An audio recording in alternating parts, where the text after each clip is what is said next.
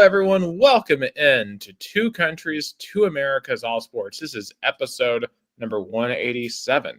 Here on July the 2nd, 2025. Second half of the year has begun. And of course, the big week here in the United States, it's Independence Week. Independence Day here is in 2 days. On July 4th, I'm Nick Hill, as always, from Chattanooga, Tennessee. And to introduce our special guest here this afternoon, here's my co-host, Gus Tomazelli from Americana, Sao Paulo, Brazil. Hey Nick, how's it going? Doing good. And we have again, he was already our guest once, but we have to brought him again because he's following one of the most exciting soccer tournaments from, I guess, for the last 20, at least 30 years. Jason Longshore, he's a sports radio commentator for 92.9 The Game Atlanta, also soccer down south. Jason, it's a pleasure having you on our podcast. And first of all, I want to take your opinion on, in terms of the environment of the stadiums. I guess you've been to a couple of matches. How's the environment? Because here, at least in Brazil, of course, we're focused more on the four Brazilian teams that played in this tournament: Flamengo, Fluminense, Botafogo, and Palmeiras. And we see a swarm of fans. Of course, there's Brazilian communities.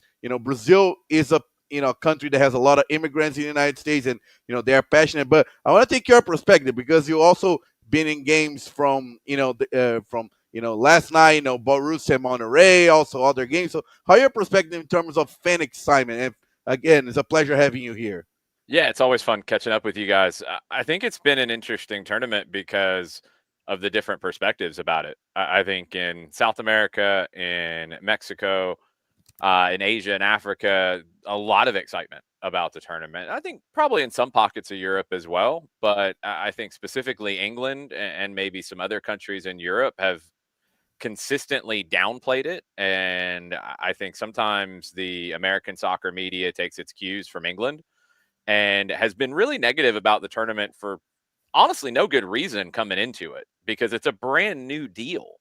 And you get the kind of matchups that we've seen that we've never had a chance to see before. We've seen Major League Soccer teams playing teams from all over the world in competitive matches, not friendlies. We've seen matchups in the knockout round that, you could never pull together in a game that would matter before. And I know there was a Club World Cup before and it was different and it was very small. And it's not the same thing. No, yeah, you're kind of compared to the 2000 one that was hosted in Brazil. Yeah, I mean it there's was that one. There's the Intercontinental Cups and stuff. Like, it's not the same thing as this, where you get 3 games and then you get into a knockout and it has a World Cup feel. It's been so cool to see, and I've been really intrigued by the matches we've had here in Atlanta. So we had LAFC and Chelsea in game 1. Attendance wasn't great. It was a 3:00 game on a Monday afternoon. I think a big reason why the attendance wasn't great is because Chelsea isn't that big of a draw. And the conversation around Chelsea has been pretty negative about this tournament. So their fans didn't show up. LAFC got into the tournament 2 weeks before. They had fans fly across the country. They showed up. They made noise. That was cool. Bigger crowd for Miami and Porto. Messi's still going to draw, even though we've seen him here in Atlanta a good bit over the last couple of years. Good crowd. Manchester City was a very good crowd on a Sunday night at 9:00. PSG and Inter Miami, huge crowd, amazing atmosphere, great match. And last night was a very heavy Monterrey crowd against Borussia Dortmund. Very small turnout for the German club. It's been cool to see people start to get into this. And I'm really curious, the game on Saturday with PSG back again against Bayern, another German club. I don't think the attendance is going to be as good as PSG Miami, but I think it'll be a pretty good crowd on Saturday afternoon.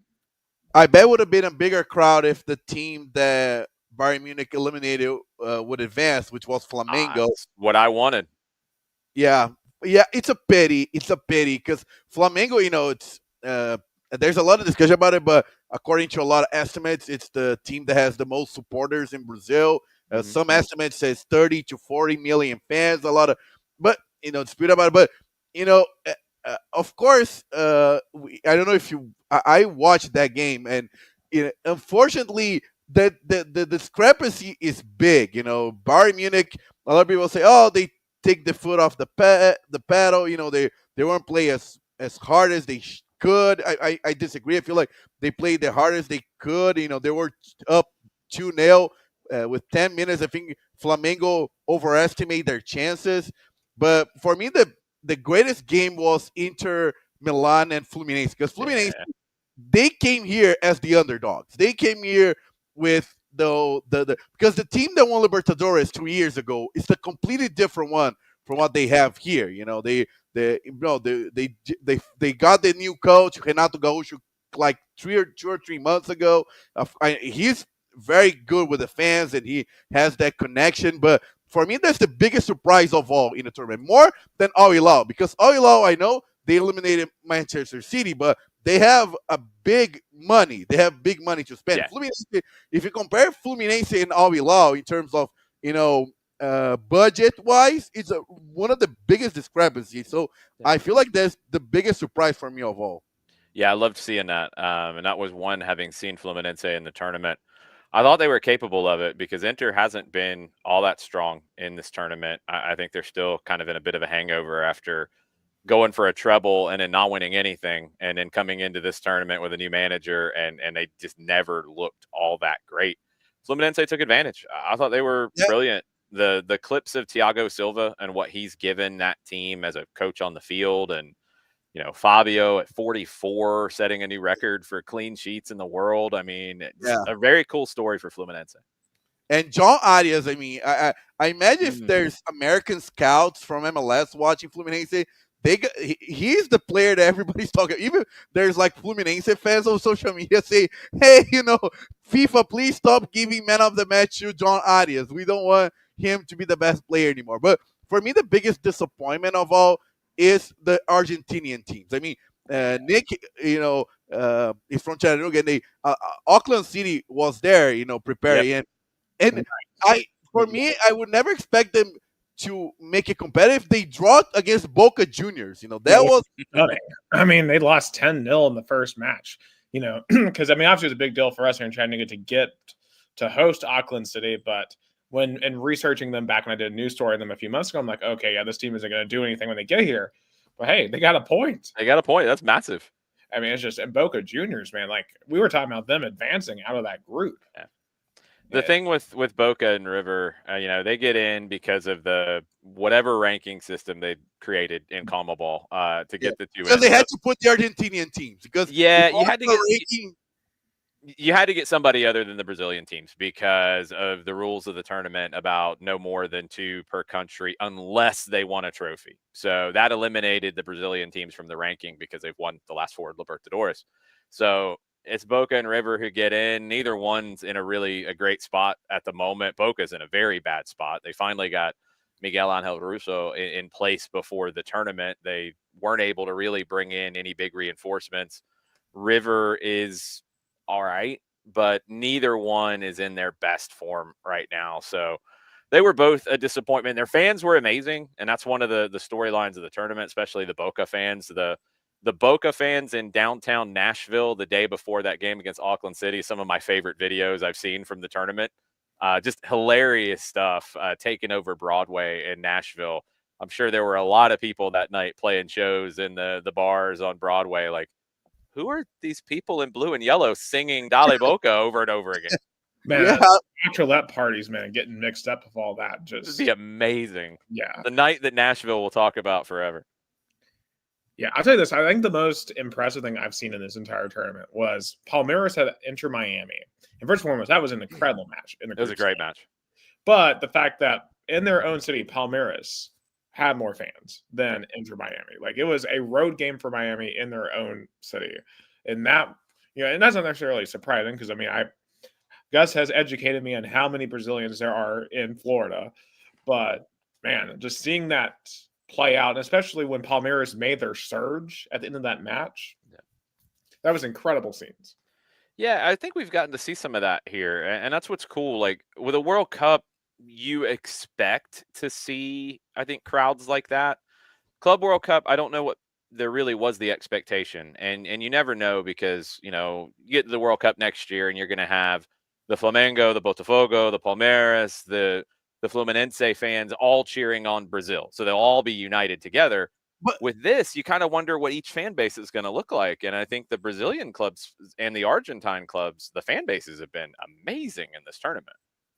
But I think there's a bit different. I think the Argentinian fans, the kind of same, style of, chanting and, cheering is going to be there. But for the Brazilians, I don't know. I don't know why. There's not an explanation. But we tend to cheer more for our clubs than for our national team. Like this, but a lot of pundits that I watch, and I got this opinion myself. Seeing Palmeiras, doing good, the quarterfinals, Fluminense as well. We saw, Botafogo beating the current Champions League winner, PSG, Flamengo doing good as well. Kind of bring a little bit of a pride of the Brazilian soccer, because that's something that kind of been on a down, especially the national team. For I guess for the last 10 years, since the 11 years since the 7-1 game. Of course, we didn't do bad in the last two World Cups, but we kind of have the European trauma. The last two eliminations were the same way: quarterfinals against a surging European team, not like a first kind of team like Italy, Germany, England. It was like Belgium and Croatia. They're kind of like in the second shelf. So seeing the Brazilian teams beating European teams kind of bring that hope again. Yeah, I think Argentina went through that too. And, Argentina right now is just in such an upswing with Copa Americas and a World Cup. And, everybody's going to rally around the Albiceleste. And for Brazil, I think, coming to the U.S., where they've won a World Cup before, with Carlo Ancelotti now, I'm very curious to see what his Brazil looks like over the next year. If the national team gets back really going again, I think that feeling will change. I really do. Yeah, and I do want to bring up our friend Jason Warwick. He's a big Chelsea fan, by the way. He said, well, if we go back to the first comment, he said, Al Hilar's like Bane in The Dark Knight Rises when they sent City packing. You think oil money is your ally. You have merely adopted them oil money. I was born in it. Well, that's fair. That's fair. But then the second comment, Palmeiras barely beat this bum Miami team, but Chelsea isn't a big draw, LMAO. So I think he may have taken issue with that comment. No, that's fine. There were a lot of comments made by people from Chelsea about the crowd in Atlanta, and there was not a whole lot of blue in that crowd against LAFC in game 1. And there wasn't a whole lot of blue in game 2 either in Philadelphia against who was it? Flamengo? They had Flamengo in that game, right? Yeah, Flamengo. Yeah, and that was an overwhelming Flamengo crowd. I think Chelsea is a draw, but in Atlanta specifically, and I can just speak to the games that I saw here, there were far more Manchester City fans than there were Chelsea fans. And that surprised me a little bit. City is not one of the long-time powerhouses in the Premier League. They haven't been in Atlanta very often. I think for Chelsea, it's a couple things. I do think they're not quite as big of a draw as some of the other major English clubs in the U.S. And it's not slamming the club. It's just I think that's shown over the years here in the U.S. But the second is they've been in Atlanta, I think 3 times in a row in the last 3 out of the last 4 years, if I remember right. They played Club America last summer in a friendly part of the FC series, and that drew about 35,000 or so, and it was majority Club America fans. So maybe it's just a little bit more of a regional thing. No offense to Chelsea, but they're not drawing in Atlanta, at least, like some other clubs are. Yeah, I think there's also, in terms of engagement, like Man City in the last 2 or 3 years has done better. I'm not saying, of course, Jason, they won the Champions League in 2022, beating Man City, but in terms of teams that has been more competitive, and they also won the Conference League. But I get what you're saying as well, and also I'm just talking about being a draw too. Just to be clear, that's a different conversation than quality of the club. I think in Atlanta specifically, and I can speak to it from what I see supporters group wise. You have the historic 3 in Atlanta, and I don't know if this again translates across the United States, but Manchester United, Liverpool, Arsenal. Those are the 3 that I think have the biggest fan bases in the Atlanta area. I thought Chelsea was a solid 4, but I think City's fan base is actually bigger, or maybe just more engaged, or maybe they just haven't seen them here in Atlanta a lot lately. But that's something with American ownership. I think that's something that Chelsea needs to think about. And how can they grow their brand bigger in the United States where there's more competition for that than ever before? Yeah, Yeah. and really in the South in general, I mean, there's just a lot of room for growth because outside of the Atlanta metro and other big Hmm. cities, right? Like, especially those in rural areas, just aren't engaged with the sport. Yeah, Right. we call Especially, the SEC kind of part of the country. yeah, It's Yeah, not. and there's huge opportunity. I mean, look at the Manchester United Liverpool game in Columbia, South Carolina last summer. That was a massive crowd for those two. But those are two of the historic large brands that have been exposed to the United States more often. I think there's work to do for Chelsea. And look, as everybody knows, winning starts to solve that pretty fast. Yeah. One thing I was sad was not as in terms of how can I like then there I was expecting a Brazilian to play in Atlanta, and at least I was in the hoping. knockout. I was hoping to. Me and Nick did a prediction, and we put Palmeiras playing in Atlanta, but I guess the soccer gods want another plane. Of course, Palmeiras Botafogo was probably one of the biggest Brazilian matchups in history. Those two Brazilian teams that me and Nick knows how much they've battled in the last 2 years. For the Libertadores, Brazilian Championship, because I know how Brazilian community is strong in Atlanta, especially in Hmm. Marietta. I've been Hmm. there many times. I love their food, Hmm. and I guess that community was sad that don't get to see. I bet they're hoping Flamengo were to play in Atlanta because there are a lot of people from the central area of Brazil that tend to be a Flamengo fan. But I want to ask Jason about the MLS participation in this tournament. Seattle. I was talking to Nick. Seattle got the biggest advantage of all because they were the only MLS team that got to host all those three matches. They were the Yeah. only team that had the true home field advantage because Seattle Sounders fans, I guess, unlike Inter Miami, a little bit like LAFC, is one of the most passionate ones. And I was expecting them to at least make it hard or at least make a point. Yeah, But that group was brutal. no, yeah, their group was brutal. Even Botafogo was expected to be eliminated, Yeah. and they got an advance. And LAFC and Inter Miami. So, what are your thoughts on the MLS participation on that FIFA Club World Cup? I think it was about what you would expect, honestly. I think LAFC was maybe a little disappointing, although they got in at the last minute. The play-in game beating Club America was a great kickoff to all of this. That team, Denny Boanga specifically, didn't perform as well as I thought they might. Thought they were maybe ones that were built a little more to compete in this tournament because they're stronger defensively. They like to sit back. They like to absorb pressure. They like to play on the counter. I thought they'd be doing a lot of that, but they weren't dangerous on the counter. Miami surprised me Yeah, because that team at times this season, and they've been wildly inconsistent at times they look like they did against Porto. They look like they did for 80 minutes against Palmeiras as a team that can play with top teams. But then defensively at times they've been horrific this season. They dialed it up enough. I think they had a very good performance. PSG. Look, you run into the best team in the world, in my opinion. And when they get to open the scoring off of a set piece, like you're gonna be struggling all day long. They couldn't find Messi. The pressure from PSG was absolute joy to watch. That's the best counter pressing. That's the most intense team. That's the best team in the world right now. And I think Seattle, that group was just so difficult. I hoped that they would steal a point somewhere in there. I honestly thought it would come against Botafogo, yeah, but I thought too.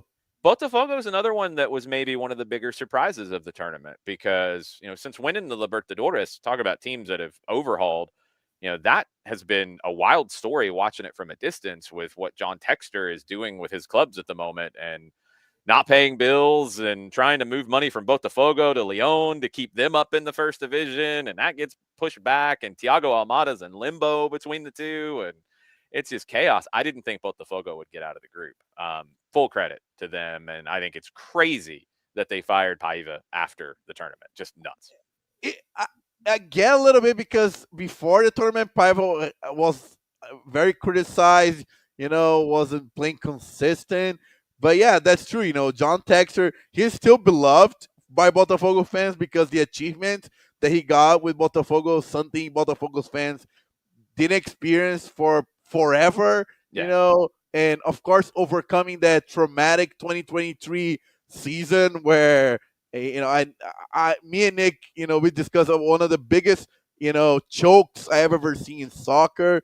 But yeah, Botafogo was definitely a big surprise, and their fans were proud of the way they, competed in this tournament and I wouldn't fire Paiva, but I get the decision. They thought Botafogo was a little bit coward. They didn't press Palmeiras enough.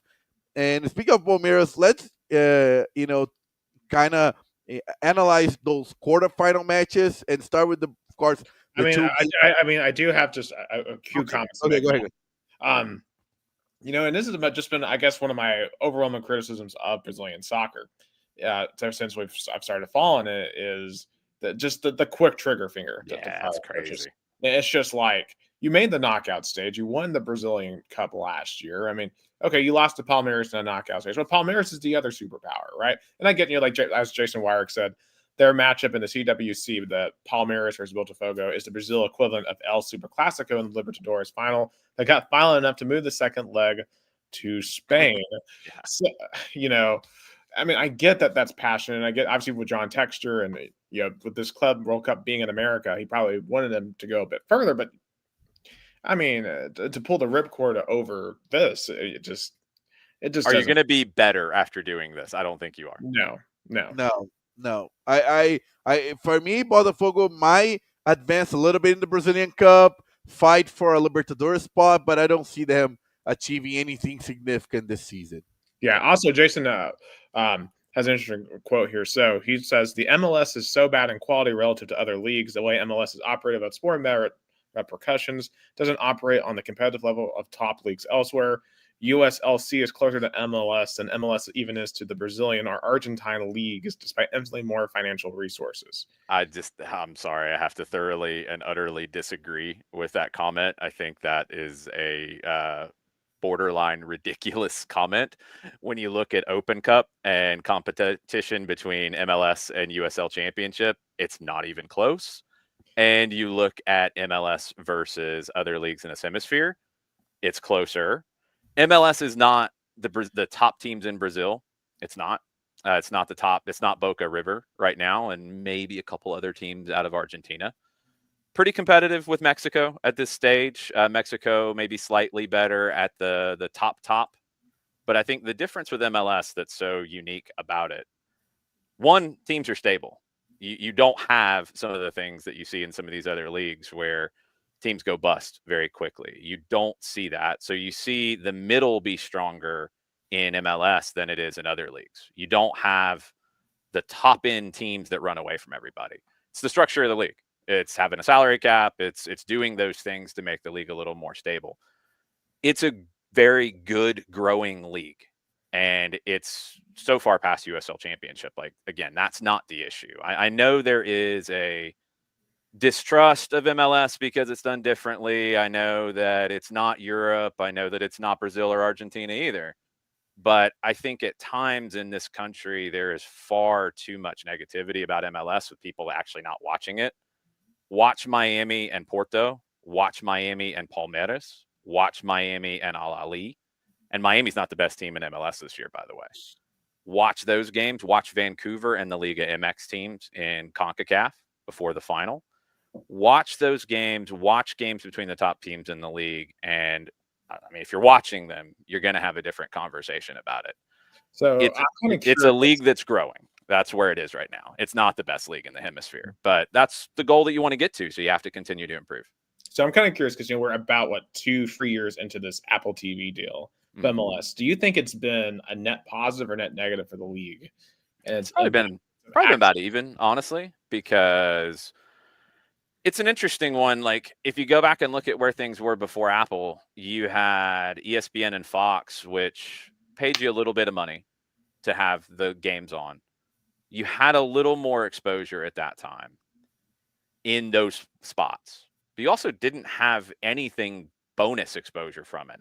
ESPN and Fox weren't really doing anything else for MLS. They were really having a lot of negativity about MLS in terms of SportsCenter and other shows and the comments about it, even though they were supposedly league partners. Apple comes in and gives you more money, and MLS was probably ahead of the curve when it comes to the streaming revolution. Everything's going there.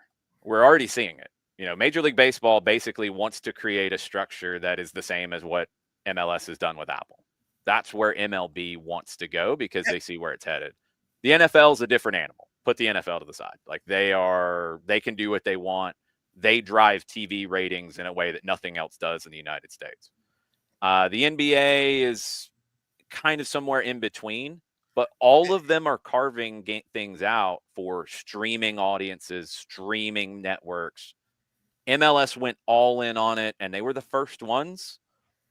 I think they were probably the league. I think they were probably the league that had the youngest audience to go chase that. Maybe they got out in front of it a little bit too much. But the alternative, I don't think the alternative was necessarily better. And that's the tough spot of where you are, because being still on random match times on ESPN and Fox and getting bumped around and not really getting treated well by your partners, is that better than where you are now? I don't know if you would be, honestly. I don't know. And to add to that point, MLS, like the MLB, like NBA, was also dependent on the sports regional networks. I remember the Atlanta United games being on the Fox Sports Southeast. Other teams probably has a deal. I guess we can say that MLS kind of jumped ahead of the curve getting the Apple deal because they probably saw, they had to do that, or otherwise they would have been screwed by this crisis on the sports regional networks. Yeah, you see I think they saw where it was going. I heard some of those conversations when you're talking about 2021, 2022. A lot of it goes back to just cable TV has completely and utterly kind of fallen apart at this stage. Live television in general, and this is going to be different country to country, but in the United States specifically, live sports drive everything. So it's like the only thing that's really keeping that going. But then college football, pro football, NBA to an extent, you've got then a lot of other fractured kind of different things that are grabbing those spots. A lot of it is going to streaming where you have more control over it. And Apple, I think, what the funny thing is about where MLS would be in a better spot with Apple, I think if Apple had gotten some of the other properties that they were chasing in bigger ways, like if they'd gotten a cut of the NBA and got some of the NBA on Apple TV, then like you a have sports package. Yeah, more stuff there, and then you get the benefit that you get from being on an ESPN or a Fox, where somebody tunes in to watch their local college football team, and then MLS is coming on a Friday night. Cool, I'll watch that. Like now, it's people have to go to it and find it. And I think that's something that Apple and the league need to do a better job at, of being more out in front, telling more stories about things to get people to come to them, because that's what you have to do at this stage. We'll see. It's an interesting time just in sports television right now in general. So I think MLS is in kind of an in-between spot of, do you want to be over the air? Do you want like the mainstream coverage? Yes, but can you make the money to make it make sense? Because if you want the league to grow, you've got to bring in money. And then you've got to be able to spend more team by team. And that's where the salary cap has to continue to go up. I think it's time for it to jump bigger, but you got to have that revenue coming in to do it. Otherwise, you end up like Leon and you go bust. And, Botafogo went through it too with John Textor. Like, if you start spending more than you're bringing in, you're not going to survive very long. It's just basic business practice. Yeah, and like Apple TV, like a huge missed opportunity a few years ago with the Pac-12 before they just completely bust, and that could have changed the whole paradigm of the league. Mm-hmm. So no shock, but Jason Warwick, he says it's he doesn't think the Apple TV deal is good in any way. By the way, he says he completely disagrees with your take. And to be fair, he is an Indy 11 fan. So yeah, Indy 11's a great club. yes. That's fine, Jason. Look, everybody has opinions. I have no problem with that, but it's not the best league. I didn't say it was the best league. And okay, that's cool. Again, I don't know what else to tell you. U.S. Open Cup would tell you very differently about USL Championship being closer to MLS than anything else. I'm sorry. No, we are a podcast with a lot of opinions. That's what we like about it. Yeah. I love that soccer is this heated discussion with Americans like Jason from Indiana, you Jason from Atlanta, Nick in Chattanooga. As a Brazilian fan, I'm loving this, because Yeah. that's why I do. That's what we have in Brazil, this heated discussion. And here's this is here's the difference, though, that I would love to see more in this country, and I feel like these are the kinds of things that hurt far more than they help. When we have these conversations in other countries about the game, we're talking about team to team. We're talking about this team's better than that team. This player is better than that team. This team needs to go sign that player. This would be good for the game to grow. Here, a lot of it is negative. A lot of it is toxic. A lot of it is my league is better than your league. Your league should go out of business. That doesn't help anything. MLS's growth helps the USL Championship. USL Championship's growth helps MLS, and it helps the leagues below. USL Championships growth helps the NWSL, just like MLS's growth helps the NWSL. This is such a big country, and this is such a huge soccer market. The tearing down of other leagues is such a waste of time in a country where Indy 11 is a great club. USL Championship is a great league. There's great talent in it. There's great clubs in it. You don't only have 30 cities in this country that can support professional soccer at a good level.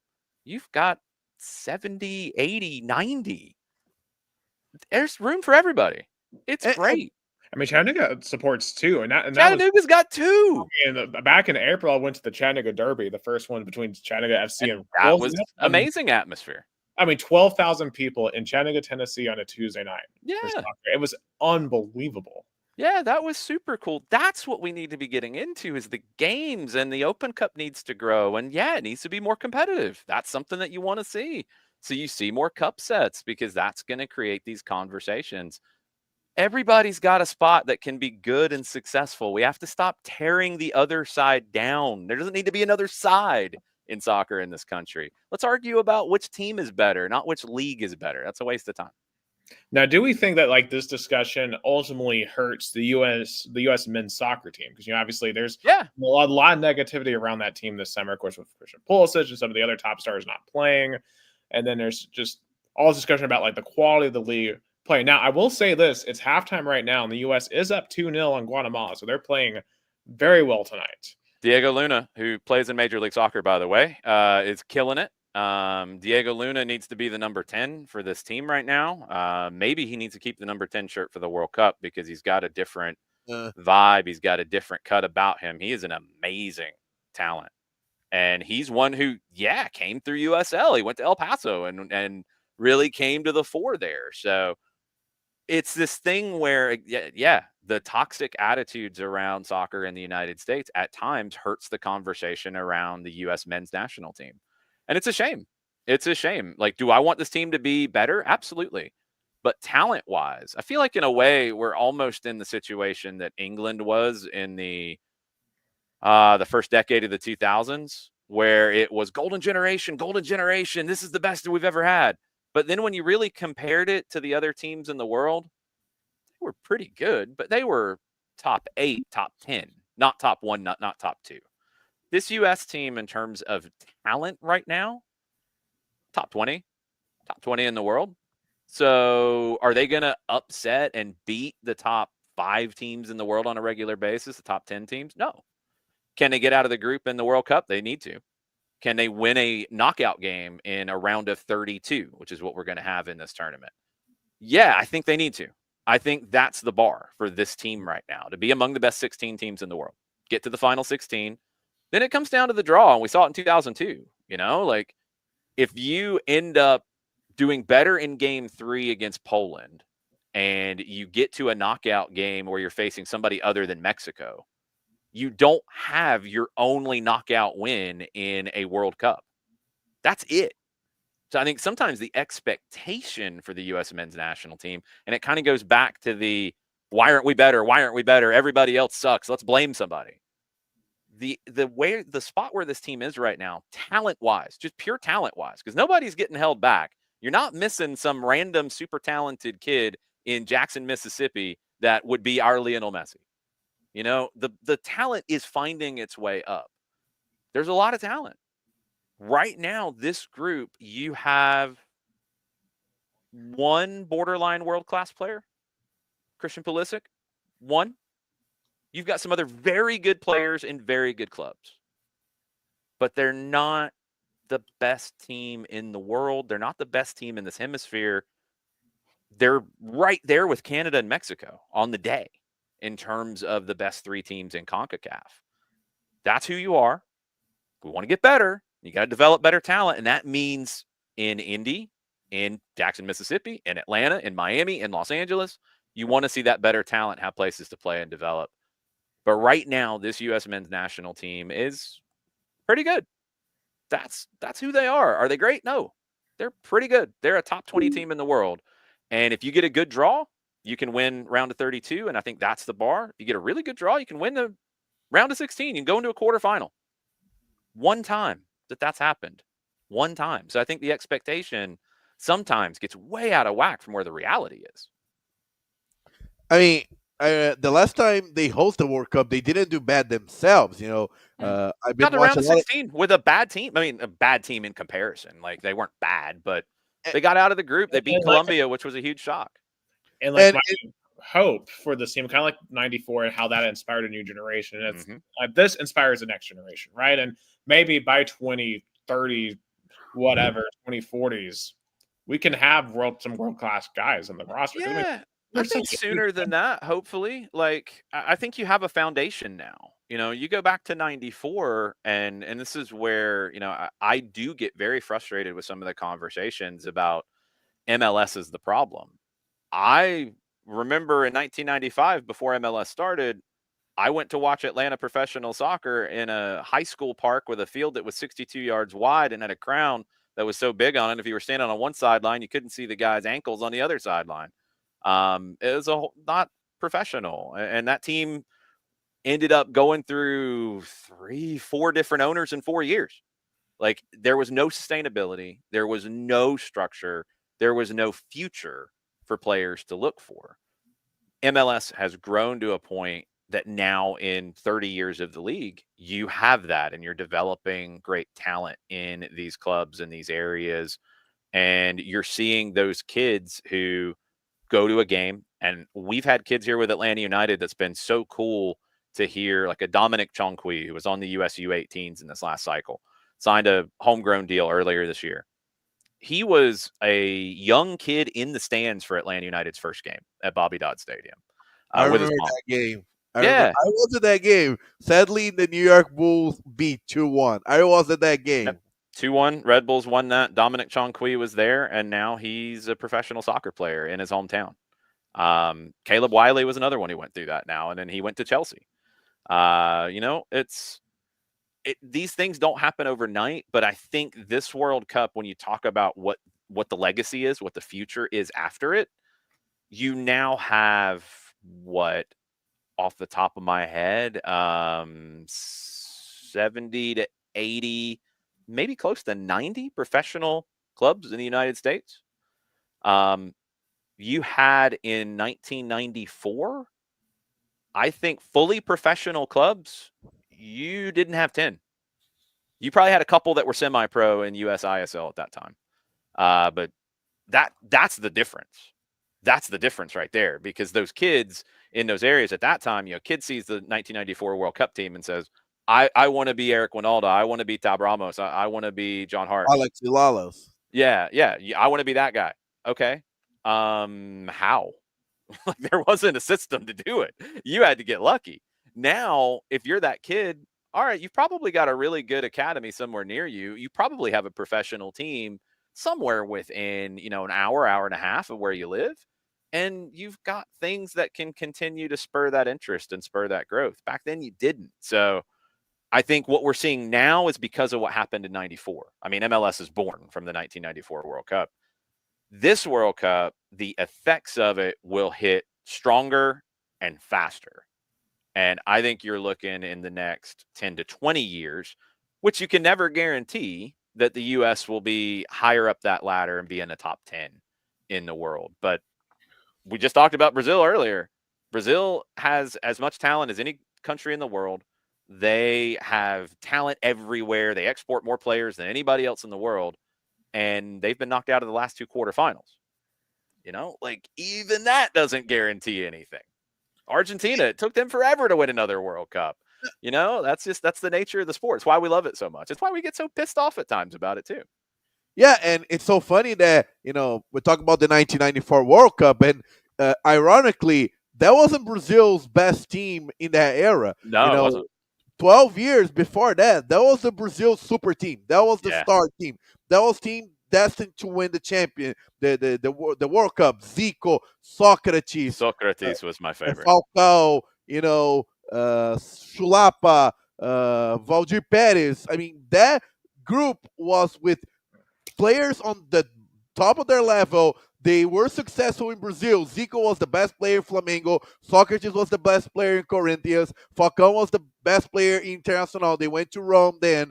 And that didn't guarantee win in the World Cup. They were eliminated by an Italian team that was going through a crisis. And then 12 years later, Brazil arrived at the World Cup, doubted. They barely qualified. They lost to Bolivia.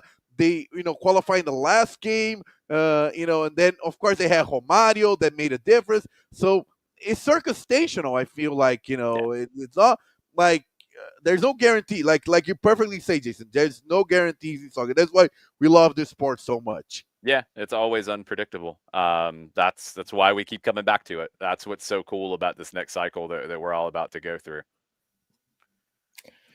Yeah, and of course, as the U.S. now in the second half, still up 2-0. Also, just some fun little professional soccer news from earlier this week. The New York Cosmos are back. Oh, really? Yeah, that's a weird one. I guess it's going to be a USL League One team. I don't know exactly what the tie is to the brand. Rocco Camiso had the brand trademarks and all of that when they were in the old North American Soccer League. The second North American Soccer League, which they bought the branding and didn't have any real connection to the first New York Cosmos other than the name and the logo.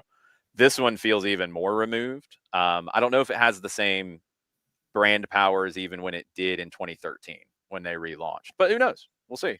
You already have the Red Bulls there and New York City FC. So where's the fan base in New York for? If I'm the Cosmos, I am leaning so hard into New Jersey as opposed to New York. I think it's been the Red Bulls' problem with their identity. They should be Jersey's team. I get it. It's New York. I understand. But that market's so saturated. New Jersey, if you become the Jersey team, which the Red Bulls kind of are, and don't want to embrace it, I think that's your route to finding a niche. I do, but it depends on what you're shooting for. I mean, if you're a USL League One team, your budgets are going to be much lower. You're probably looking at, you want to draw 3,000 to 5,000 and be in a really good spot in that league. That's doable even in a crowded market. Because I remember I watched one of their games in 2017 in the NASL. They used to play in the minor league stadium, baseball minor league stadium in Coney Island. Yep, they were there for a minute. They bounced around a good bit during that time frame. Yeah, and and it's so funny it brought up the Cosmos because one discussion that has been talked about the MLS that they kind of hold back in some point a little bit because they don't want to make the mistakes of the original NASL in the 80s. I guess that's still kind of, it's the sense of it, Jason. You have a few people that have been involved in building the league from the beginning that are like your grandparents who went through the Great Depression. and are always penny pinching and remember how it was when there wasn't anything. And I think you have a few people that maybe their voices are a little bit too big today, but you're not here today if they don't help drive that from that time. So there has to be respect paid to the Hunt family, for example. If Lamar Hunt doesn't get involved in the league, MLS is going to struggle to launch. If he doesn't put his own money down in Columbus, Ohio to build a soccer specific stadium, it probably changes the paradigm of where this league is today. So all kinds of different things that you have to respect that family. You have to respect some of the others who have helped MLS grow to where it is. But I do think now is the time with the World Cup, with what we've seen from Miami coming in and playing big, spending big, dreaming big. Okay, you can still have a salary cap, which I think is a good thing to have in professional sports. And we see, I mean, we're talking about Sheffield Wednesday not being able to pay their players. We went through this with Bolton. We went through this with Reading. You know, we go through this in at Botafogo, another one. I mean, in Brazil, I don't know how much you follow this soccer news. I mean, here the constantly news it's about, for example, Memphis Depay. A soccer star from the Netherlands here in Corinthians. Yep. Corinthians owe him money from salary, from price, from Corinthians. I mean, Nick, how many times I talk in this podcast about a big brand Brazilian team not being able to pay players, kind of missing payments, had to delay salaries, that's a great point. And that's why MLS is appealing to a lot of those players, because checks are going to be on time. You're not going to worry about it. That check's going to be in your account. And that's why I still baffles me. I for example, a player that I don't understand, for example, Thales Magno. He was a star in New York. He won the MLS Cup. I guess he could have stayed there long, play in a big city, getting paid big money.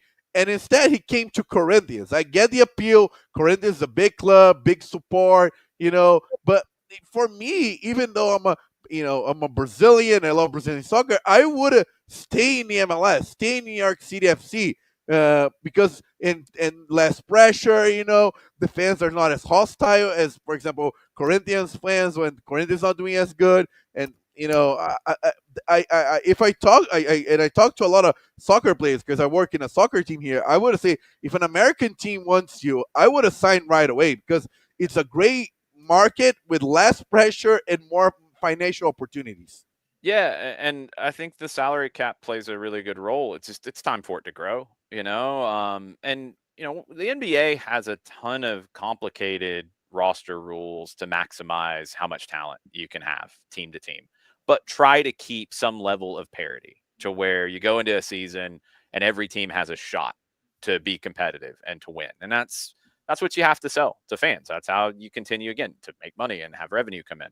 So that's going to keep, I think, MLS in an interesting spot where it's going to be hard to be a super team. It's going to be hard to be a grande. But if you do things the right way, you can have long windows of success. And that's what we've seen. Columbus right now is going through that, where they have a great coach. So they have a great window for success and are developing players. I don't know what Miami looks like when Messi leaves. LAFC has been pretty good for a long time. This is a league that needs to spend more to be more competitive, to capture more. And I think the gap that you saw, and it's not the PSG game. I think a lot of people got hung up on PSG and Inter Miami and like, oh, that's the gap. PSG beat Inter 5-0 a month before in the Champions League final. I didn't hear anybody talking about the gap there with Serie A and saying like Serie A needs to change how it works. Like Miami, what is not PSG? They're not close. I don't think anybody thought that they were. So I don't know why the conversation went the way that it did. The gap is more for me in the Seattle Botafogo, the Miami Palmeiras. That's where MLS wants to be. LAFC Flamengo, yes, even though they draw, but But that's where for me, if I'm MLS, I'm looking at it and I say, right now the Brazilian clubs, the Brazilian league, and not every club in Brazil, but the top end of the league is better. That's where I want to be. I want to have as many teams competing with Flamengo, with Palmeiras, with Botafogo, with the big brands in Brazil as possible. That should be the goal. And when you talk about things coming after the World Cup, the next decade, that should be the goal. That's where you want to be. We definitely gonna have to have you again because there's a lot of discussions that you bring up that's amazing. I know you're in a time crunch, but I love those discussions. But let's get the predictions real quick. So quarterfinals this weekend. So first matchup, Fluminense against Al Hilal. I see some Brazilian. I go Fluminense. I think Fluminense wins. I think Al Hilal was able to take advantage of City being so high up the field and not finishing that game off in the first half. The counter for Al Hilal was amazing. I don't think Fluminense gets countered that way. I think it's probably a tight one, but I think Fluminense wins in regulation. I think it's going to be a great match. I think I'm going to actually counter the league course not so fast Al Hilal. Yeah. Fully capable of it. They have players who've been in these moments. I think Fluminense will control. And they just have so much to prove, too, with their role. And very true. It's going to be a feisty one. Yeah, I think that's going to be a sneaky good game. It was funny that a lot of people were joking that that was Neymar's team, and he left, and the team is doing good. So a lot of people making fun of that.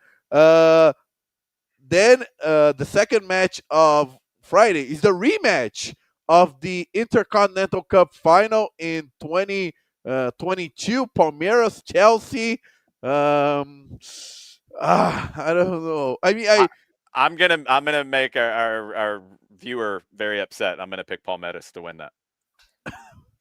I'm gonna make my Corinthians friends, even though I'm a Corinthians fan, mad because I also think Palmeiras is gonna pull that one. Palmeiras is the team that came to this competition with so much drive because they needed the most because they're making fun of it constantly about not winning the world champion, because São Paulo has it, Corinthians has it, Santos has it, and Palmeiras, even though they claimed the 1951, but it's unofficial one. But for me, Palmeiras as well. I'm gonna have to. I swear to God, I don't hate Brazil, but I'm picking Chelsea in this one. But no. I hope it's a great match. On Saturday, the European battles, the PSG versus Bayern. I go Bayern. Oh, I'm going PSG. Seeing PSG firsthand, they are so good. I think Luis Enrique is the coach of the year. I think PSG is the best team in the world right now. Bayern has been up and down in this tournament a little bit. I don't think they've quite found themselves yet, which is kind of the typical German way in a tournament, to be honest. But I think PSG is too much for them. And do you think it's going to be a large crowd in Atlanta for that game? I don't know if it'll be as big as PSG in Miami was. That was 65,000. That was a very pro-Messi crowd. I don't think Bayern draws as well as that. So, and PSG is a little bit of a hard brand to gauge. But the fact that they've been here for a week now, I'll be curious to see if they have kind of captured people after game one, and some of those people who are maybe neutrals or Messi fans, and they come to the PSG Miami game, they're like, oh, wait a minute, that team's really good. I'm going to come back. I'm curious to see what it looks like. It's just crazy. They got rid of Mbappe, and then they got better. Best coach in the world. He built that team right now from a counter pressing standpoint. I've never seen anything like PSG with. Barcola has been amazing in this tournament, and he probably won't start this game if Dembele is back and ready to start. Dembele is a menace in the press, and Doué and Kvaratskhelia. I mean, come on, like the talent they have in that front group, and they all love to defend. That's the thing. And last but not least, the last matchup is a rematch of the Champions League final in 2024. Borussia Dortmund, Real Madrid. Go Real Madrid. Madrid should win it. Dortmund, seeing them firsthand last night, they finally were more efficient. That's been, looking at them in this tournament, they haven't been all that productive in front of goal, but they started to get that going last night. They were outplayed in a lot of ways by Monterrey, but they took their chances. And Guirassy got a couple. I thought Adeyemi was amazing in the match. He was so good for Dortmund. Madrid's a tough one to read right now because they had that draw with Al Hilal. Xabi Alonso's coming in trying to change things up. They've got to be better defensively than they were last year under Ancelotti, and they had a ton of injuries, but they've got to be better defensively. I think Xabi will get them there, but I could see them getting upset in this game. That'll be my biggest surprise. I'll go with Dortmund to beat Madrid. I'll go with Madrid in this one. Jason, I think all of them are toss-ups. I think all of them are really interesting games. PSG to me is the biggest favorite of the four, but not by a crazy margin. I could see either team winning all four. Oh yeah, it's gonna be an exciting weekend of international soccer. Of course, gonna be especially a Friday for the Brazilians. Jason Longshore, thank you so much for being our podcast again. We love to have you on discussing, the state of soccer in the United States, in Brazil, in the world, and you bring great value. I hope we have you again soon. Yeah, thanks for having me on. Anytime you guys want to chat, and hopefully not upset the Chelsea fans next time. I'll do my best. No, we love that. We love that. We love to have the heated discussions. That's what I love about soccer. Yeah, that's what we do. Absolutely. Well, so happy 4th to you, and happy 4th. Yes, appreciate it, y'all. Absolutely. That was Jason. Oh, sorry. Go ahead, Nick. Well, we were saying the same exact thing. Yeah, it was Jason Longsword. Obviously, Jason Weicker, friend, not the biggest fan of MLS, but hey, that's we love to have different opinions. That's what we do here in Two Countries, Two Americas, All Sports. It's very democratic. We take our opinions with respect, of course, and we love to have, for me as a soccer fan, I love that. And just to finish up soccer, we have our Rio Branco Sports Club, the official team of the podcast that hasn't started good. The Paulista Cup was one of the worst Rio Branco games I have ever seen. I don't know if you catch it on Saturday, but if you didn't, thank God, because it was bad. It was really bad. The coach in a press conference, Fabio Totti, said it was one of the worst games he ever coached. It was a disaster. Rio Branco had a player expelled with 15 minutes. A little bit before that, the doctor of the doctor of the club was arguing with players on the sidelines. So it wasn't a good game on Saturday. Yeah, I hate to hear that, man. But hey, hopefully they can find a way through it and fight. But before we get off soccer entirely, I did want to just circle back around to the Gold Cup real quick. Because obviously the U.S. right now is still up 2-0, 68th minute. So assuming no catastrophe here, the U.S. has a corner kick right now, actually, to try to extend their lead. And frankly, this is their best performance of the tournament, in my opinion. Like coming out and just taking care of business. They're up 2-0 in Guatemala within 20 minutes tonight, which is what you want to see. The crowd in St. Louis looks great. This looks like a pro-American crowd finally on American soil. The novel concept, it's just something I've complained about for a long time. So, but I think going back to Jason Longshore said, and that takes effect because St. Louis has a pro soccer team, so now fans are more used to pro soccer games, so that plays maybe to a little bit of effect. Yeah, man, and like every seat is like there are no empty seats. Like it works so much better. Like because like the Viking Stadium on Sunday for the Costa Rica match, it was half empty because it was way too big. Like you put the soccer match here in a St. Louis that's only like 35,000 seats, boom. Like it looks more full. It just looks better. No, and you make the more hostile atmosphere, not hostile in terms of fighting, in terms of fans being pressing, not that distant crowd, more like a close-up environment where fans make a difference. Oh, for sure. Now, assuming they hold on to win this match, they'll play either Mexico or Honduras, which overwhelmingly Mexico is the favorite, and then we get the United States and Mexico, which is what basically every Gold Cup should be, right? The U.S. versus Mexico, and kind of what are your thoughts on that potential matchup here with,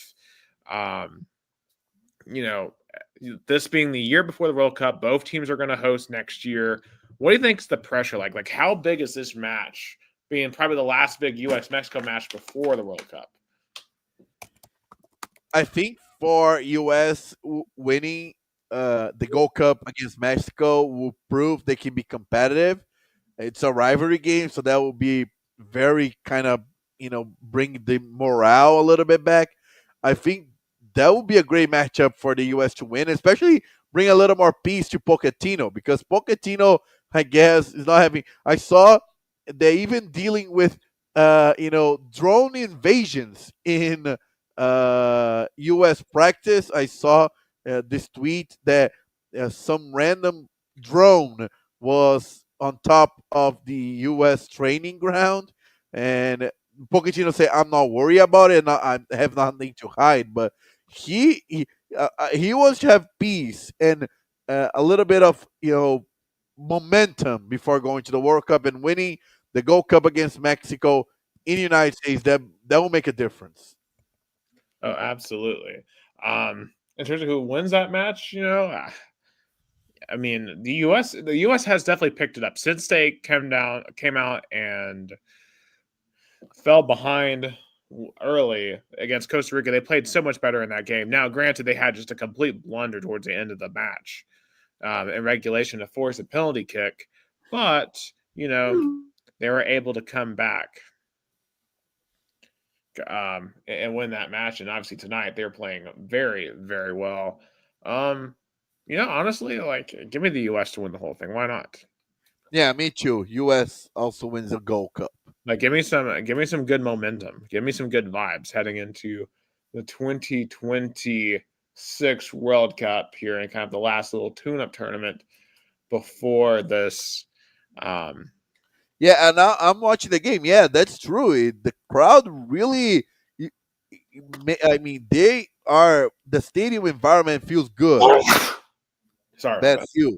Yeah, thank you. Yeah, so definitely the U.S. has about 20 more minutes they got to hold on to secure a spot in the Gold Cup championship there in St. Louis in the Gold Cup. Now, moving on to some other sports, and obviously we're in the dead time of the year, so there's not really that much else going on across other sports. The NBA draft was last week. Cooper Flagg went number 1 overall to the Dallas Mavericks. Of course, he's going to try to be the Luka Doncic replacement, which is a tall task for Dallas. But I mean, if Cooper Flagg can turn out to be anywhere close to Luka, that's the only way Dallas saves face in this entire situation. Yeah, I think there's going to be a lot of hope of the Mavericks fans with Cooper Flagg, but he's not arriving on a team with no players like Wemby. There's some uh, experienced players like veteran players like Anthony Davis.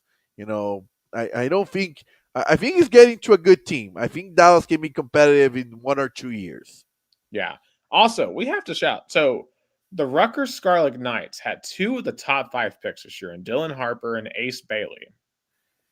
Picks 2 and 5 respectively. But Rutgers wasn't really any good last year in college basketball. That is super unusual, I feel like, especially when it comes to basketball. Like they were 15 and 17, 8 and 12, and they had 2 of the top 5 picks. Yeah, but I guess they happen to Tennessee too and happen to other teams. It's kind of a one and done deal where you get like players that make a difference, but the overall even Georgia had a bad team and had a top pick too. It's surprising too, but it happened before. Yeah. Also, shout to some balls here. In the second round of the draft, Chaz Lanier went to the Detroit Pistons, pick number 37, and Mr. Irrelevant himself, pick 59 to Memphis was Jemai Mashak. And Sakai Ziegler, I believe, is with the Pistons on an undrafted contract because he has finally given up his bid to try to come back to college, although he is still suing the NCAA. But he will not be playing again in Knoxville, which I never thought he was to begin with.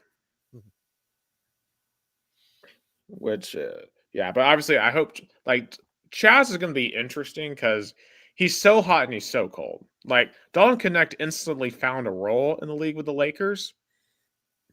I'm not as confident that Charles Lanier will. Yeah, yeah. I hope those VFL do good, but yeah, I agree with you. Yeah. But Jemiah Meshack, with the way he plays defense, though, he could totally find himself. I think Jemiah, honestly, this might be a hot take. I think Meshack will be a better pro than Lanier.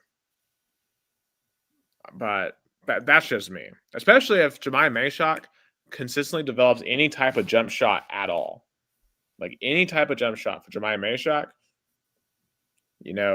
especially combined with his defense, like that dude could be pretty good. So in any case, good luck to everyone who was drafted in the first 2 rounds of the draft this year. Also, there's just been a lot of moves across the NBA. Miles Turner, for example, to the Bucks off the Pacers. And the Pacers are really offloading, and they're just in a tough spot now with what happened to Tyrese Halliburton, and who knows how long it's going to take him to recover, and if he'll be anywhere close to the same player. Losing Miles Turner, I find it very hard that the Pacers are gonna find their way back to the finals anytime soon, which is really sad considering that they should have won this finals, but it just wasn't meant to be. Yeah, yeah, yeah. We'll see what's gonna be. Yeah. And also Damian Lillard as well getting waived. Could you imagine 5 years ago saying, "Oh yeah, someone is going to waive Damian Lillard"? Like, he has fallen off so hard. It's insane. Like, this fall off has to be studied. I guess it shows that not every star player can leave their core team and does good. Maybe he should have stayed in Portland. Yeah, and does Miles Turner really Miles Turner with Giannis? I mean, it could work, but man, Damian was supposed to really keep Milwaukee in that title consideration. But you think about Milwaukee, since they won that title back in 2021, they've done nothing. Even with Giannis, you have to wonder how much longer they can even keep Giannis before they just kind of become completely irrelevant. Also, DeAndre Ayton with the Suns, he is going to the Lakers to become their center. And of course, remember when the Lakers traded away Anthony Davis for Luka Doncic, they didn't have a center. And then they tried to trade for the guy from the Charlotte Hornets here. They tried to trade Dalton Connect for, I believe it was Mark Williams, but the league wouldn't allow it because of a failed physical. Also, Gus, your Knicks finally have a head coach. Mike Brown, he had his peak with those LeBron's Cavs back in 2007, but interesting move. I'm sorry, he's not better than Tom Thibodeau. No. That was a medium pick. Just a stupid decision. And this is exactly why it's been over 50 years for the New York Knicks to win a title, because they make stupid decisions like this. It just makes no sense at all. And it's because in the Knicks, right? They're still probably in a healthier spot than maybe some other teams to still compete. But and I'm not saying Thibodeau was ever going to win a championship, but if you don't think that Thibodeau can, certainly Mike Brown is not going to. Come on, guys. Just a really, really, really bad decision on their part. Also, just real quick on WNBA, real quick, Caitlin Clark is hurt again, missing her 4th straight game. She had a left groin injury. So she has been out 8 games so far this year. So obviously not great for the WNBA to have your best player out. And I think Guatemala just scored. Yeah. So Guatemala is on the board. There's actually a lot of Guatemalan fans, at least in that end. And we're in the 80th minute now. So the U.S. now is going to be under a lot of pressure for the remainder of this match. I like the girl that I guess is there for the fun. It's just celebrating the blonde girl with the Guatemalan fans, and I'm now watching the goal. Great, great, great play, but very. I think US should have pressed more, but they're gonna have to survive the last 10 minutes. Oh, for sure. Um, Also, WNBA All Stars have been released. Of course, Caitlin Clark is on that list. Paige Becker's in her rookie year, doing fantastic. I mean, big shout out to her. I mean, she walked right in, and she is playing very, very well. Of course, Nika Okamikwe, Brianna Stewart, Adria Wilson, all on the WNBA squad. Some quick college football news, and I also want to say this. Well, go ahead. I say before that, there's gonna be an expansion in the WNBA. Yes, 3 straight, and none of them are Nashville, guys. Yep. Cleveland, Detroit, and Philly. Why? I mean, now we have the Women's Basketball Hall of Fame in Tennessee, and you're telling me that we don't deserve a WNBA franchise. Make that make sense, y'all. Yeah. I mean, Tennessee would take to a WNBA team 100%, but no. They've decided that we do not get one. So, hey, it is what it is. They clearly got to make their moves. But hey, you know, the fact that they're willing to expand right now shows that they are confident in their ability to make money in the future. And, you know, Caitlin Clark obviously is changing the paradigm of what the WNBA can be. Some quick college football news. And also, I just want to say this. We are going to be starting previews here. I think next week will be our first NFL divisional because we'll have 8 straight weeks of a division per week. And then, obviously, in a few weeks, we'll do college football previews. Some quick news here. BYU, their starting quarterback from last year, Jake Retzlaff, who led into a very good season. Remember, BYU was in playoff contention late in the season. He has decided to transfer. He was effectively dismissed because there was a civil lawsuit off the field where he was alleged of sexual misconduct, alleged of rape. And BYU had suspended him for violating their honor code. And just a very messy situation for Retzlaff. You know, I'm not going to comment whether it's true or not true. I mean, very serious accusations all around. Of course, some people are talking about the BYU honor code and like, oh, like why can't you like have premarital sex and like, all that stuff? But like when you go to any place, any private institution, you're signed up for their rules. You know what they say. If you go to BYU, you know you can't do certain stuff that you could do at other schools. So basically, he should have known better.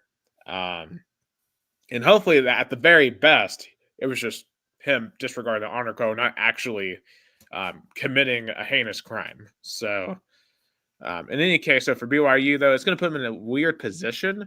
I think they're still going to be good, but I think whatever chance they had of winning the Big 12 is gone with this move. Because losing your quarterback at this point in the offseason, having to move to a different quarterback, and let's not be real here, BYU is not the most talented team in the Big 12. I would argue that Kansas State's better, Iowa State. Of course, Colorado is a complete wild card. You don't know what they're going to have, but from a talent perspective, they could be more talented. But BYU lacks in talent. They make up for it in coaching with Kalani Sitani, and it's just, so. But certainly a tough situation here, I think, for the Cougars. Yeah, definitely. Yeah, they're gonna have to find a replacement, which is hard. Yeah, and additionally, the Pac-12 just will not die, guys. They added Texas State this week. And it's funny because I'm looking at this because Texas State was in the American Conference, and I'm just like, the American Conference right now is better. Like the Pac-12 is a glorified Mountain West at this point. Like, I don't know why we're keeping around the Pac-12. It is not the Pac-12 that we grew up with at all. But I guess they have the coefficient to did they make the necessary teams to be in the college football playoff contention? Yes, at this point, yes. But still, it's not my Pac-12. It's not my daddy's Pac-12. Oh, yeah. Definitely is a brand new one, way weak, but I guess they now have at least the necessary teams to be afloat. Yeah. Whatever a float looks like. So hey, I mean, look, I mean, there is a lesson in not quitting and not giving up here. But that's just how the way it goes. And we'll see if Texas State, it's a weird position because Texas State is a pretty big school in Central Texas, but obviously they're down the road. They're like 45 minutes away from the University of Texas at Austin. So you're never going to be bigger than the Longhorns. You're never going to be bigger than Texas A&M and the SEC. I mean, you're never even going to be bigger than I think like Texas Tech. I mean, could you compete with maybe a Baylor, a Houston? Could you be bigger than TCU, SMU? I mean, you got UTSA right down the road, who also has ambitions of being bigger. I mean, it's Texas, so like every program dreams of being like the program or one of the big programs because there's so many recruits in Texas to go around. But I just don't think the Pac-12 like is going to all of a sudden magically get you top level recruits in Texas. Yeah, but I guess they can brag about they are in a prestigious conference. The the Pac-12 has the name more than the strength. Yeah. And of course, it wasn't like the Pac-12 towards the end was great anyway, except for that very last season.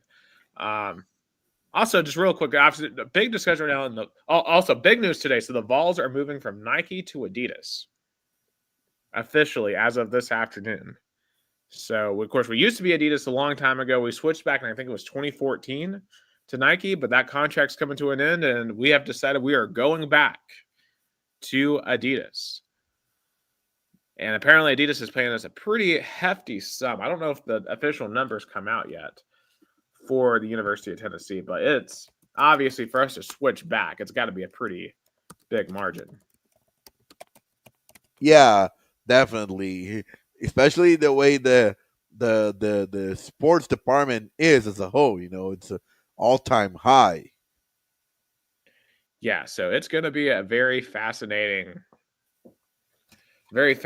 season, fascinating change here. And hey, there's going to be a lot of really, really good Tennessee merchandise on sale here very, very soon. So, I'll curious to see how that changes the Vol shop and everything else there.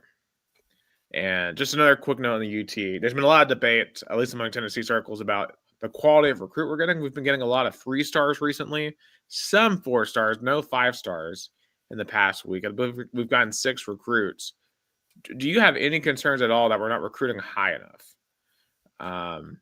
I guess a little bit overblown, especially because right now, since there are no games being played, that's the only conversation you have. So maybe it's a little bit overblown because of the kind of right now you tend to focus more on recruits right now, especially because there are no games. Right. But it's a little bit concerning. But I mean, I mean, there are a lot of 3 and 4s recruits that they did very well, and a lot of 5 stars that didn't accomplish. I mean, I remember Harrison Bailey was a 5-star, if I'm not mistaken. I think he was a 4. He was a high end 4, and like Jared Garantano, he was a 4. Of course, Nico was a 5, and we saw how that worked out. So, yeah. And also, just for anyone watching, I have started a series of college football predictions on my TikTok. Been doing 1 or 2 a day, and I've been making some people mad, Gus. I picked I think the most conversation was Mississippi State. I picked them to lose to Southern Miss, which really got Mississippi State fans mad. I picked Stanford to go 0-12. I picked Wisconsin to go 2-10. Just some previews of some teams I don't think are going to be very, very good this year, but obviously we'll get into those much more as we get into conference previews. The last sport here, as time is winding down here in St. Louis, we're in the 90th minute. It's 2-1 America, but we are holding on for dear life right now against Guatemala. NASCAR. This past week was at Atlanta crash field race, a big one. Took out about half the field at lap 70. But the rest of that race was fantastic. Atlanta is my favorite track on the schedule, and it isn't even close. Just excellent racing there all the time. Chase Elliott, the Georgia boy, the hometown boy from Dawsonville, they got to ring that siren because Chase Elliott won his first race of the year, and he is now on the board for playoff wins. They're going to the Chicago Street Race this week, which is always a fun race in my opinion. However, the big news of the week is Daniel Suarez of the 99, the current only Mexican driver in the NASCAR Cup Series, is being replaced. He has not performed well this year. His average finish has been in the 20s, and he unfortunately is getting let go by Trackhouse. And they're probably going to replace him with Connor Zilicic, an 18-year-old who's really, really good. Unfortunately, I like Daniel Suarez, but he just wasn't performing well enough. And at the end of the day, if you can't perform well enough, you're going to get replaced eventually. Yeah, it's all about performing. Yeah, and unfortunately, absolutely. So we are almost at the end here of our podcast. Here as this U.S. Guatemala game begins to wind on down. Admittedly, for some reason, I lost the feed here for a second, so I'm trying to get it back on. I have it here. It's the 90, 90, 91, 92, 92nd minute. Guatemala is really pressuring down right now. U.S. trying to at least get a counterattack, but it's all Guatemala on offense.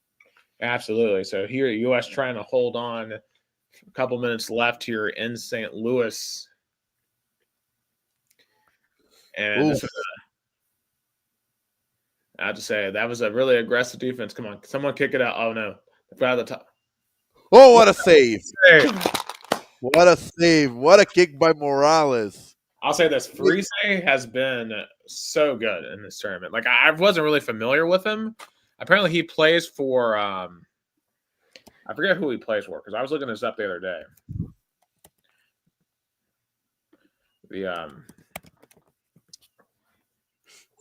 Oh my gosh. Oh my God, the goalkeeper of Guatemala's goalkeeper is in the area too. Yeah, well, I don't blame him, and you kind of have to be in this situation. It's okay. So he plays for New York City FC. So he's an MLS goalkeeper. Man. Yeah, we probably should not have both Jasons on at the same time ever on our podcast. But I mean, we also great debate in terms of soccer. It would be an insane debate. Those two, I mean, will be an incredible debate because it's a competition of leagues, and I guess the game is over or not over. No, not over. The referees arguing something with Freeze. Well, I'll just say, what's your time? Because I'm at 92, 34, 35, 36. I'm 30. Yeah, I'm exactly match up with you. I'm 40, 41, 242, 243. Okay, yeah. So we're right on here. Got about a little bit over a minute remaining. And Guatemala's still pressuring on. Yeah, I mean, they probably got one or two more really good shots here. Last minute. Yeah. Can U.S. survive?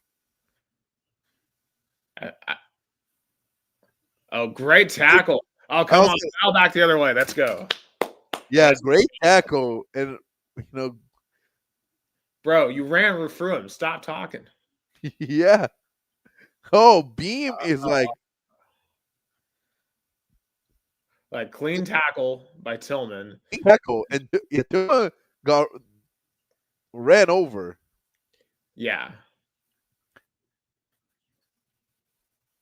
Yeah, of course, we are wasting time. Waste that time. We love to see it. Yeah. That's Pochettino style. That's Argentina way. Yeah. The Catimba. I mean, too, if they win the Gold Cup, what does that do for Pochettino? We'll give peace, stability to work until the World Cup next year. Maybe fire him, right now. Although I've been very critical of the U.S. men's team. I was complaining about them so much on Sunday during the Costa Rica match. But, hey, they found a way to win. And ultimately, you just got to find a way to win. All right, let's see if they give them one more shot. They're going to call it. All right, it's probably going to be it right here. It's probably going to be the last play of the game. Had that thing away. All right, call it. And it's over. U.S. makes it to the Gold Cup final. Absolutely. For the 4th of July, we got to win, right? Happy 249th birthday, America, on Friday. And remember, the Declaration of Independence was written for the 4th of July, and the Constitution came back so much later. They were not the same document. That's Gus Tomazelli for Americana Sao Paulo, Brazil. I'm Nick Hill, live from Chattanooga, Tennessee, United States. Have a happy July 4th. Stay safe. Don't blow off your fingers, please. And we hope to see you all here next week.